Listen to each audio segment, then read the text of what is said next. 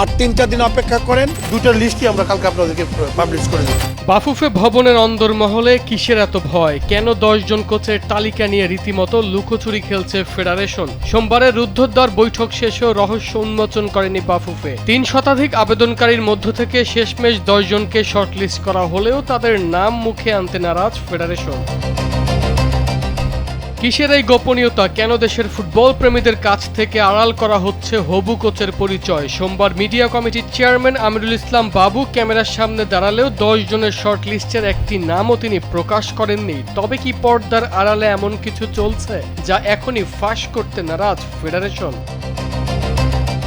শুরুতে নাম বলার কথা দিলেও কেন হুট করে এই ইউটার্ন? সমর্থকদের মতে এই লুকোচুরি কি তবে কোনো বিশাল ব্যর্থতা ঢাকার চেষ্টা, নাকি আসছে বড় কোনো ধামাকা?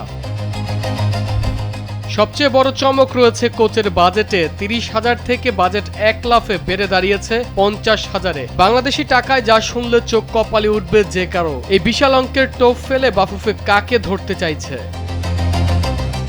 কান পাতলেই শোনা যাচ্ছে ব্রাজিলিয়ান রোজারিও মিকাল কিংবা ক্রোয়েশিয়ার ইগোর স্টিমাচের কথা। ব্রাজিল, আর্জেন্টিনা, জার্মানি আর ইতালির মতো দেশের হাই প্রোফাইল কোচদের সাথে এখন দর কষাকষিতে ঘাম ঝরছে সাইফুল বাড়ি টিটুর।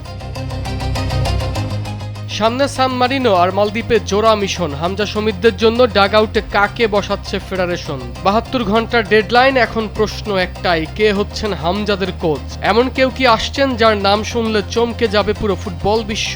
উত্তর জানতে অপেক্ষা আর মাত্র 3 দিনের। আরমান হাসান, কালবেলা।